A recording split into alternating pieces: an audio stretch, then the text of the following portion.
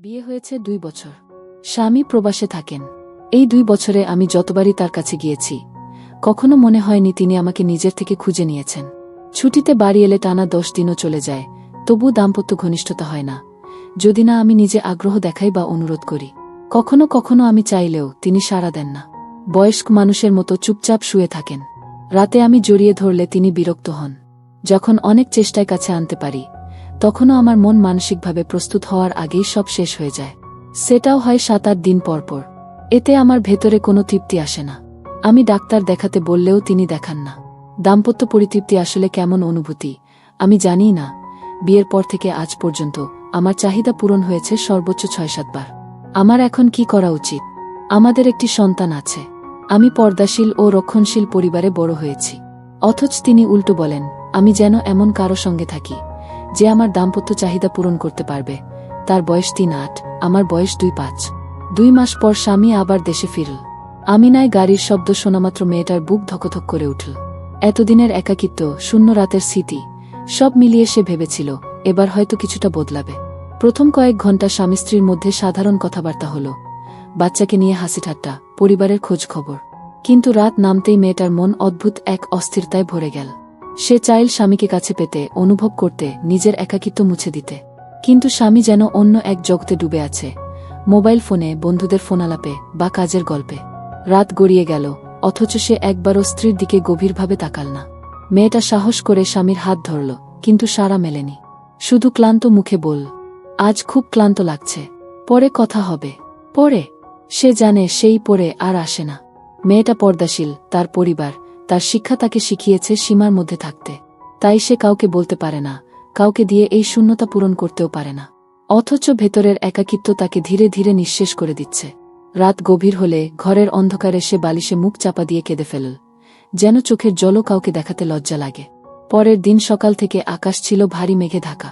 সূর্যের আলো কোনো চেতনা ছাড়াই নিঃশব্দে আকাশের পেছনে লুকিয়ে গেল। বাতাস ঠান্ডা, আর ঠিক তখনই বৃষ্টি নামল, ঝমঝম করে, যেন কেউ দম বন্ধ করা পৃথিবীর বুক থেকে নিঃশ্বাস ফেলে দিল।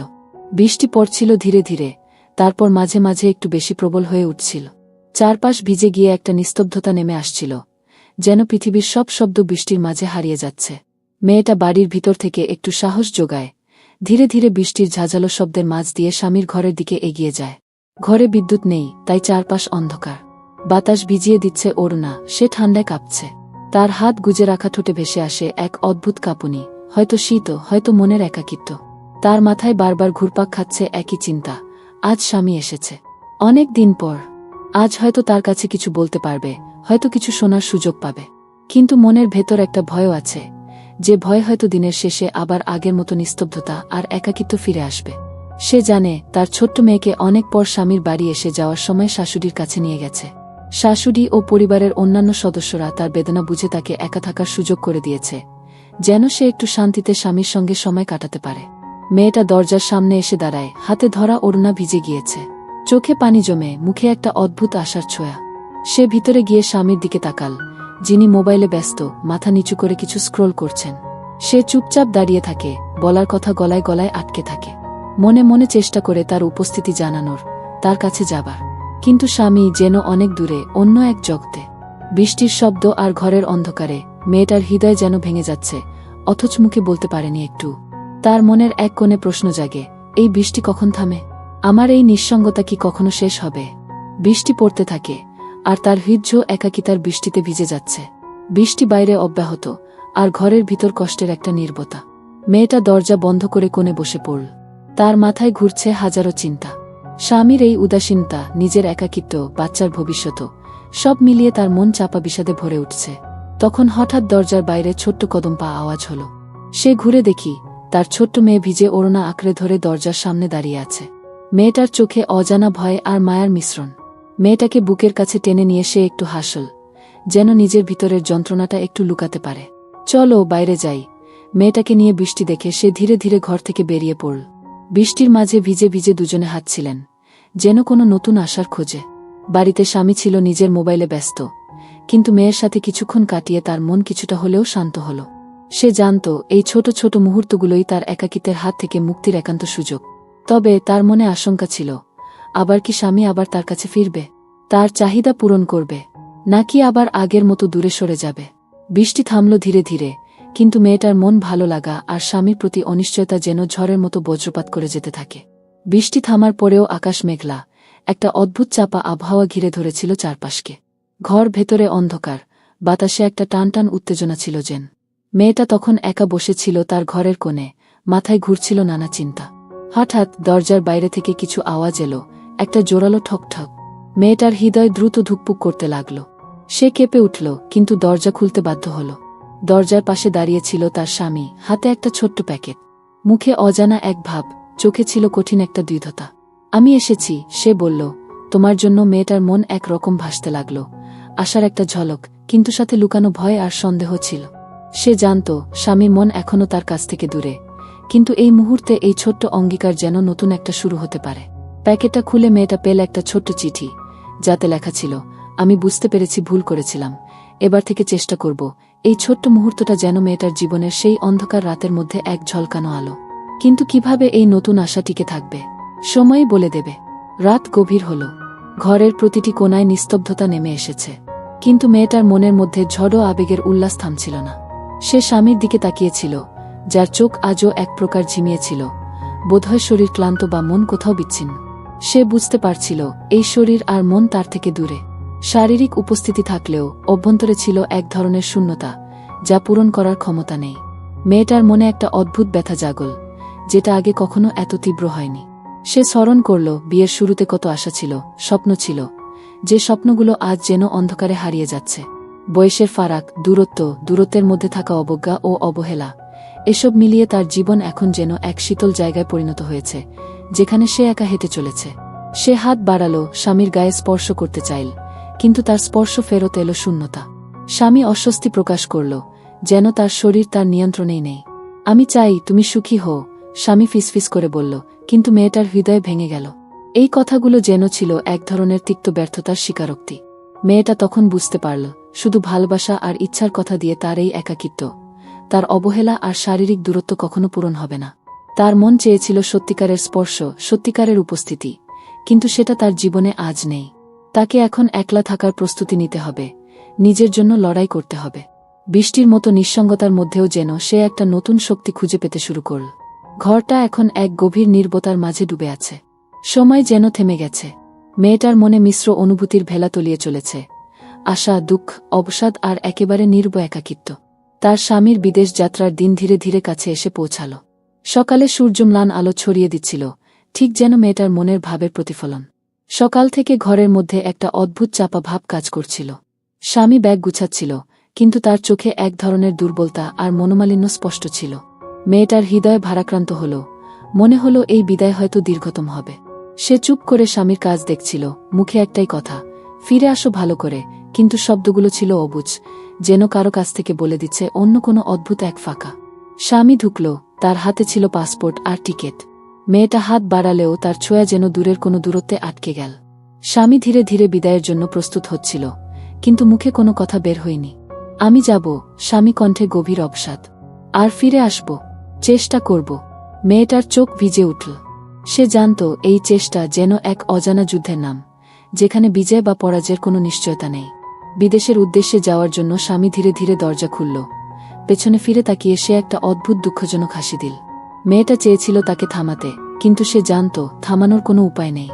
ঘরের ভিতর মেয়েটার চোখে তখন এক অদ্ভুত শূন্যতা ভেসে উঠল, একটা যন্ত্রণা যা হয়তো শুধু সময়ের স্রোতই ভুলিয়ে দিতে পারবে। স্বামীর বিদেশ যাত্রার পর থেকে ঘরের বাতাস যেন আরও ভারী হয়ে উঠল। মেয়েটার মনে একটা ফাঁকা ভাব বাসা বাঁধল, যা তার সঙ্গী হচ্ছিল একাকিত্ব আর নীরবতা। তার পাশেই ছিল দেবর, শাশুড়ির ছোট ছেলে, যার চোখে মাঝে মাঝে যেন অদ্ভুত একটা উষ্ণতা ঝলকাচ্ছে। সে বরাবরই একটু আলাদা, একটু কাছে আসার চেষ্টা করত, কিন্তু মেয়েটা ছিল পর্দাশীল, নিজের পরিবার ও মর্যাদা নিয়ে যত্নশীল। কিন্তু সময়ের সঙ্গে সঙ্গে যখন স্বামী বাইরে আর ঘরে একা মেয়েটা, তখন দেবরের কাছ থেকে একটা ভিন্ন অনুভূতি পেতে থাকল সে। একটু সঙ্গ, একটু মন খুলে কথা বলা, এমনকি একটু ভালোবাসার স্পর্শ। একদিন বৃষ্টি পড়ছিল আবার। মেয়েটা কাজ করতে গিয়ে নিজের মন ঝরঝর করছিল। হঠাৎ দেবর এসে দাঁড়ালো তার পাশে, চুপচাপ হাত ধরে বলল, তুমি একা নও, আমি আছি। মেয়েটার চোখে অজানা লজ্জা ও দ্বিধা ভেসে উঠল, কিন্তু হৃদয় এক অদ্ভুতভাবে উত্তেজিত হল। সে বুঝতে পারল এই সম্পর্ক আর শুধু সঙ্গীত নয়, এক গভীর আকর্ষণ। তবে পর্দাশীলতা, পরিবারের নিয়ম আর নিজের গৌরব যেন তাকে বারবার থামিয়ে দেয়। সে জানে এই পথ শুধু তার জন্য নয়, তার সন্তান আর পরিবারের জন্য অনেক বড় ঝুঁকি। কিন্তু যখন কেউ পাশে থাকে, যে তার ব্যথা বুঝতে পারে, সে আর কি করতে পারে। দিনের আলো আস্তে আস্তে ম্লান হয়ে আসছিল, আর ঘরটা একটা অদ্ভুত স্নিগ্ধতা আর উত্তেজনার মিশেলে ভরে উঠছিল।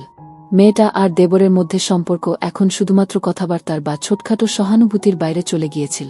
তারা দুজন যেন এক একটি ছোট্ট দুনিয়া গড়ে তুলেছিল, যেখানে তারা দুজনেই মুক্ত। শুরুর দিকে দেবর ছিল শুধুমাত্র তার দেখভালকারী, মনে করে যে একজন পরোপকারী ভাই তার পাশে আছেন। কিন্তু এখন তাদের মাঝে গড়ে উঠেছে এক গভীর বন্ধুত্ব, আর তার বেশ খানিকটা দিয়ে গিয়েছে ভালোবাসার ছোঁয়া। মেয়েটা বুঝতে শুরু করল যে স্বামী তাকে যা দিতে পারেনি, যা সে কখনোই জানতে পারেনি বা পেয়েছে না, তা দেবর একরাতে হয়ে উঠল তার জীবন পরিবর্তনের মূর্ত প্রতীক। দেবরের স্নেহ, স্পর্শ আর যত্নে মেয়েটার ভেতরে এক অদ্ভুত অনুভূতি জাগল, একটা যা সে বহুদিন হারিয়ে ফেলেছিল। এক রাত তারা একসঙ্গে কাটালেন, যেখানে তারা একে অপরের অনুভূতিকে বোঝার চেষ্টা করল। পরস্পরের স্পর্শে তারা খুঁজে পেল একটি নতুন বাস্তবতা, যেখানে কোনো নীরবতা নেই, কোনো ভয় নেই, শুধু একে অপরের কাছে থাকার শান্তি। দেবর তার যত্নে মেয়েটার মন আর শরীরের সব পীড়া মুছে দিল, আর মেয়েটা প্রথমবারের মতো অনুভব করল সে সুখ কি, প্রেম কি, আসল অন্তরঙ্গতা কি। তার স্বামী যা পারেনি, দেবর তা একরাতে সার্থকভাবে পূরণ করল। এই অনুভূতিতে মেয়েটার চোখে জল ভেসে এলো, তবে সেটা ছিল কষ্টের নয়, বরং একটা মুক্তির অশ্রু, যার গল্প ছিল দীর্ঘদিনের অবহেলা। তারপর থেকে তারা দুজন একসাথে সময় কাটাতে শুরু করল। ছোট ছোট মুহূর্ত, নির্বরাতের আলাপ, স্পর্শ, হাসি আর কখনো কখনো মনের গভীর কথা। তারা দুজন যেন এক নতুন জীবনের সন্ধানে ছিল। তবে মেয়েটার মনের মাঝে এখনও একটি ভয় কাজ করত। এই সম্পর্ক কতদিন স্থায়ী হবে? এই সুখ কতদিন তার জন্য থাকবে? পরিবারের বন্ধন আর সামাজিক নিয়ম কিভাবে তাদের মাঝে ফাটল ফেলবে? এই সব প্রশ্ন ঘিরে রাখত মেয়েটার হৃদয়। কিন্তু দেবরের সান্নিধ্যে সে অল্প কিছুটা হলেও স্বস্তি পেত। এই ছিল তাদের নতুন পথ চলা, যেখানে স্বামী ছিল দূরে আর দেবর ছিল কাছে, যেখানে প্রেম আর দায়িত্বের মধ্যে সূক্ষ্ম সীমানা ছিল। স্বামীর অনুপস্থিতি, দেবরের স্নেহময় উপস্থিতি আর জীবনের নানা বাধাপতনের মধ্য দিয়ে মেয়েটার জীবন এখন একটা নতুন মোড় নিচ্ছিল। তার হৃদয়ে ফিরে এসেছিল এক অদ্ভুত শান্তি, যা আগে কখনো অনুভব করতে পারেনি। দেবরের সঙ্গে কাটানো সময়গুলো তার জীবনের এক এক ফুলের মতো প্রস্ফুটিত হচ্ছিল। ছোট ছোট হাসি, নরম কথাবার্তা, যত্ন, সবকিছু মিলিয়ে তার মন আর শরীর দুই যেন এক রকমের পূর্ণতা পেতে শুরু করেছিল। একসময় যেদিন সে কষ্টে, দুঃখে, নিঃসঙ্গতায় ভুগত, আজ সেই সময়গুলো যেন স্মৃতির পর থেকে মুছে গিয়েছে। তার সংসার এখন শান্ত আর সুন্দর। দেবর তার পাশে থেকে তাকে স্নেহের ছায়ায় জড়িয়ে ধরেছে, আর মেয়েটা সেই স্নেহে আত্মবিশ্বাস ফিরে পেয়েছে। সে জানত, যদিও তার স্বামী দূরে আছেন, তার পাশে কেউ আছেন যে তাকে সত্যি বুঝে, সম্মান করে। ঘরের বাতাসে ভালোবাসার সুবাস মিশে আছে, আর মেয়েটার চোখে উজ্জ্বলতা, মন মিশে আছে আনন্দে। প্রতিদিনের ছোট ছোট আনন্দগুলো তার জীবনে নতুন রং এনে দিয়েছে। বাবার জন্য ভালোবাসার কথা, সন্তানের হাসি, দেবরের যত্ন। একসময় যেখানে সে হারিয়ে গিয়েছিল, সেখানে আজ সে নতুন করে জন্ম নিচ্ছে, একটি জীবনের যা পূর্ণতা, শান্তি আর সুখের। তবে জীবনের এই সুন্দর সময়ের মাঝেও মনের এক কোণে রয়ে গেছে ক্ষণস্থায়ী উদ্বেগ, ভবিষ্যতে কি হবে। কিন্তু এখনই সে সেই চিন্তা কিছুটা ত্যাগ করে জীবনের মধুর মুহূর্তগুলো উপভোগ করতে চায়। মেয়েটার স্বামীর দেশের বাইরে থেকে খবর আসে, তার গর্ভধারণের কথা সে জানতে পেরেছে। এই খবর কিভাবে তার জীবনকে বদলে দেবে? সে কি দেবরের প্রতি তার নার্ভাকে ধরে রাখতে পারবে, নাকি এবার শুরু হবে নতুন এক যুদ্ধে, যেখানে থাকবে ঘরবাড়ির সম্মান, বিশ্বাসের টানাপোড়েন আর অজানা সিদ্ধান্তের নাটক? এই গল্পের পরবর্তী অংশে আপনি দেখবেন কিভাবে মেয়েটার স্বামী এই খবরের প্রতি প্রতিক্রিয়া জানায়, আর কিভাবে তাদের সম্পর্কের ধারা বদলে যায়। আপনি কি আগ্রহী? পরের পার্টে আছে উত্তেজনা, আবেগ আর অপ্রত্যাশিত মোড়। স্বামীর বিদেশ যাওয়ার পর থেকে মেয়েটার জীবন যেন এক অনিবার্য একাকিত্বের মধ্যে ডুবে গিয়েছিল। প্রতিদিনের সোনালী স্বপ্নগুলো ম্লান হতে থাকল, আর ঘর সংসারের সেই স্নিগ্ধতা বদলে এল নিঃসঙ্গতা আর বিষাদের মাঝে। তখনই এক বিশেষ মানুষ তার জীবনে আসতে শুরু করল, দেবর, তার শাশুড়ির ছোট ছেলে। দেবর স্বভাবতই বেশ যত্নবান, কিন্তু প্রথম দিকে মেয়েটা তার কাছ থেকে দূরে থাকার চেষ্টা করেছিল, কারণ সে নিজের গৌরব, পারিবারিক মর্যাদা ও সমাজের শর্তাবলীকে সম্মান করত। তার মনে সবসময় পর্দাশীলতার একটা দেয়াল ছিল, যা দেবরের কাছাকাছি যেতে বাধা দিত। কিন্তু সময়ের সঙ্গে সঙ্গে দেবরের ছোট ছোট আচরণগুলো তার মন ভেঙে দিতে লাগল। দেবর প্রতিদিন বাজার থেকে নানা রকম মজার ও নতুন খাবার কিনে এনে ভাবির জন্য নিয়ে আসত। এদের মধ্যে ছিল মিষ্টি, পিঠা, প্রিয় সবজি, এমনকি কখনো কখনো ছোট ছোট ডেজার্ট। এই খাবারগুলো ছিল ভাবির পছন্দের, যা দেবর সতর্কভাবে বাজার থেকে বেছে নিয়ে আনে যেন ভাবির মুখে একটুখানি হাসি ফুটে ওঠে। দেবরের এসব ছোট ছোট কাজ ছিল শুধু খাওয়া দাওয়া দেওয়া নয়, বরং একটি নিভিতে দেওয়া স্নেহ, যার মাধ্যমে সে মেয়েটাকে বোঝাতে চেয়েছিল যে সে তার পাশে আছেন, তার যত্ন নিচ্ছেন। সে চাইতো ভাবির মন ভালো থাকুক, যেন তার হৃদয় কিছুটা হলেও শান্তি পায়। প্রতিদিন বিকেলে বা সন্ধ্যায় তারা একে অপরের সঙ্গে কথা বলত, দিনের ছোটখাটো গল্প, দুশ্চিন্তা শেয়ার করত। মেয়েটার জীবনে এই ছোট ছোট স্নেহ ছিল এক অদ্ভুত সান্ত্বনা, যা তার মনকে আলপনা দিতে লাগল এক নতুন রঙে। যখন তিনি একা, হতাশ, তখন দেবরের মজাদার খাবারের কথাবার্তাগুলো যেন এক আশার সেতু। এই ছোট্ট সেতুটি তার কাছে এক আশার আলো হয়ে উঠল। কিন্তু ভিতর থেকে মেয়েটার মনে এক অদ্ভুত দ্বন্দ্ব চলছিল। একদিকে সে দেবরের এই যত্ন, স্নেহ ও কথা শুনে এক মায়াময় সম্পর্ক অনুভব করত, অন্যদিকে সমাজ, পরিবার আর নিজের মূল্যবোধের ভয়ে সে বারবার নিজেকে থামাতে চেয়েছিল। তার মনে প্রশ্ন উঠত, আমি কি ঠিক পথে আছি? এই সম্পর্ক কি আমার ও আমার সন্তানের জন্য ঠিক? মেয়েটা বুঝতে পারত এই প্রেম বা স্নেহের ছোঁয়া তরা জীবনে একটা বিপ্লব ঘটাচ্ছে, কিন্তু সেটা তো একদিকে ছিল নিষিদ্ধ, অন্যদিকে ছিল তার সুরক্ষার প্রহরী। সে যখন দেবরের কাছ থেকে খাবার নিয়ে হাসত, তখন নিজের চোখের কোণায় লুকানো অশ্রু বুঝত, এই হাসি এক অদ্ভুত কষ্টের মুখোশ। একদিন দেবর হাতে ফুল আর পছন্দের খাবার নিয়ে এসে বলল, তোমার জন্য, যেন কিছুটা খুশি ফিরে আসে। মেয়েটার চোখ অঝোর ধারায় জল ঝরল। সে জানত এই ছোট ছোট মুহূর্তগুলো তার জীবনের একমাত্র সান্ত্বনা, একমাত্র শান্তি। কিন্তু সে আবার নিজের আত্মসম্মান আর পরিবারের গৌরব নিয়ে ভাবতে থাকল। এই ছোট্ট সুখের বিনিময়ে সে কি সবকিছু হারাতে চায়? সে বুঝতে পারত যে এই সম্পর্কের গতি কতটা ঝুঁকিপূর্ণ। মেয়েটার মনের ভিতরে যেন এক সংকট সৃষ্টি হল, যেখানে ভালোবাসা আর বাধ্যবাধকতার মধ্যকার টানাপোড়েন তার প্রতিটি নিঃশ্বাসে শ্বাসরুদ্ধ করে। এই যুদ্ধে জয়ী হতে হলে তাকে বেছে নিতে হবে নিজের অন্তরের ভালোবাসা, নাকি পরিবারের মর্যাদা ও দায়িত্ব। মেয়েটার স্বামীর দেশের বাইরে থেকে খবর আসে, তার গর্ভধারণের কথা সে জানতে পেরেছে। এই খবর কিভাবে তার জীবনকে বদলে দেবে? সে কি দেবরের প্রতি তার নার্ভাকে ধরে রাখতে পারবে, নাকি এবার শুরু হবে নতুন এক যুদ্ধে, যেখানে থাকবে ঘরবাড়ির সম্মান, বিশ্বাসের টানাপোড়েন আর অজানা সিদ্ধান্তের নাট? বন্ধুরা, পরের পার্ট দেখার জন্য চ্যানেলটি অবশ্যই সাবস্ক্রাইব করুন আর পাশে থাকা বেল আইকনটি বাজিয়ে দিন।